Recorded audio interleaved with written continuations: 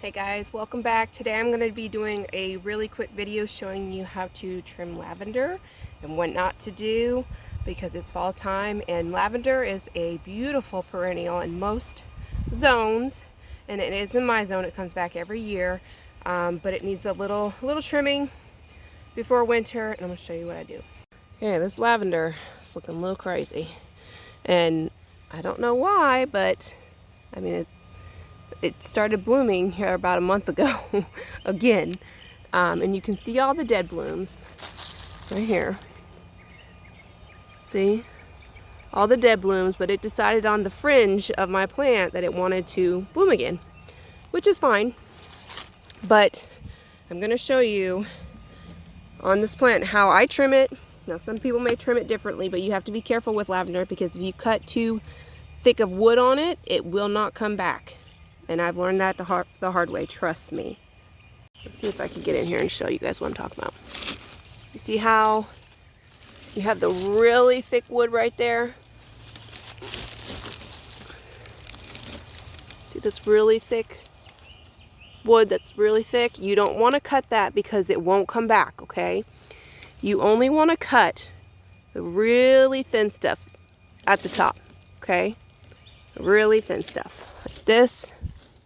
Right here, I would not cut right here because it's too thick. But where it's getting thinner up here, you just want to give it a nice little haircut to shape it. That's what I would do for your lavender, because lavender can last a really long time. Oh, it smells so good, those other blooms that are still on here. So what I'm going to do, I'm going to look at it and see how it has the thicker wood right here. And then you have all the little shoots that are smaller. You can trim these shoots down, okay? Okay, you want to do that? Use some good clean clippers and give it a little haircut. I would not go into the thick wood, okay? And that's what I'm going to do for this whole plant. Now I'm going to show you what happens when you go into the thick part. Okay, this lavender is absolutely gorgeous. But last year, I don't know what I was thinking, I cut into the thick wood. You see this big open spot right here? Okay. None of that came back. I didn't even think this lavender was going to come back this year. I honestly thought it was dead. Because you can see where I cut right here into the big pieces of wood, and it basically destroyed it right here in this middle. So it has this weird open middle all year, and you can see where it started growing on the sides where I didn't cut it very thick, you see? But it has that ugly open spot. That's what happens when you cut the really thick wood. You don't want to do that. You just want to cut these lighter ones. See how thin they are? That's what you want to cut down. And if you want to, you can just do a light cut. You don't have to do a severe cut, okay? That's not always necessary.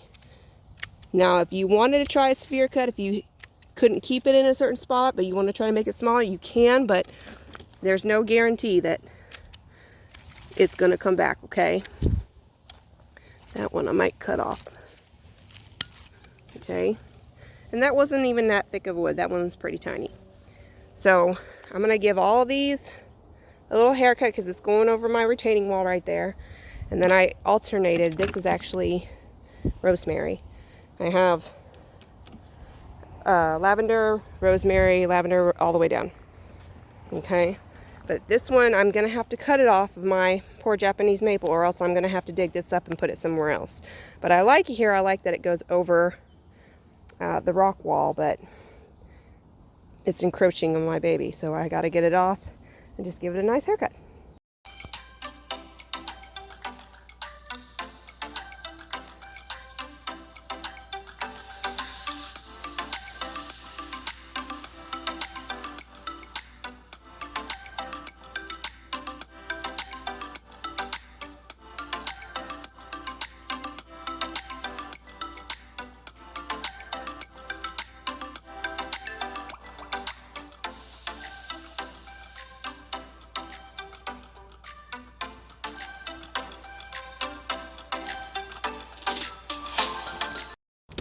Alright, you can see I gave it, just topped a little haircut.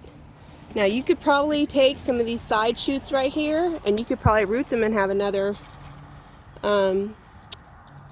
lavender plant. But it's like you're giving it a buzz cut, and if you have to go severe on some parts of it, if it's getting unruly, you can do that too. But you don't cut down into the really big wood. This is the result, and it's not pretty. I actually think that's rotted out of there. But just give it a nice little haircut and round it off. That's what I'm gonna do today. Told you my lavender wanted to get crazy. Oh, look at that bee! You see him, guys?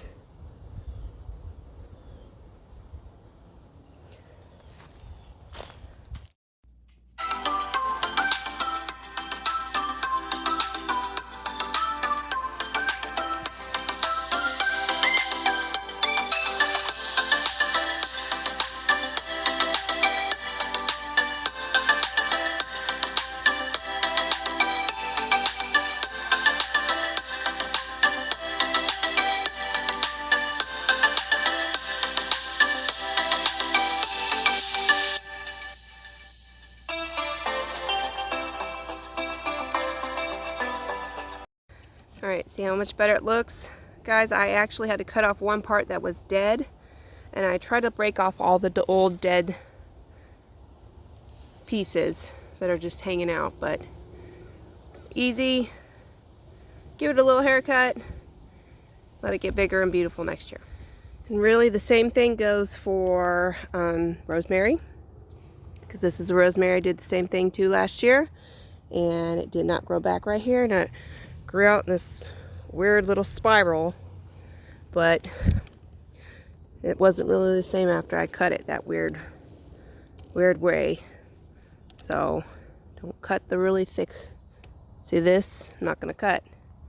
It's too thick. If I wanted to cut anything, I'd cut these little ones at the top. Okay? Same thing for rosemary.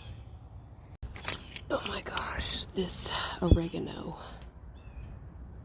Oh, it smells so good. It smells amazing. I think I'm going to harvest some of this. And I'm just going to rip it out.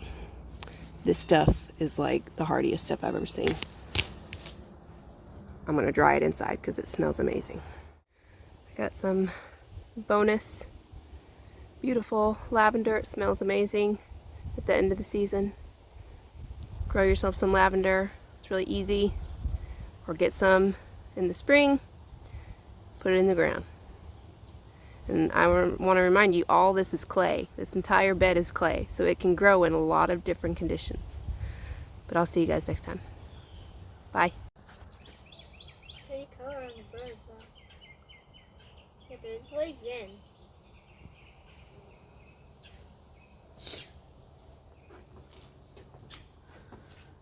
It's watching me. Is it what? It's watching me.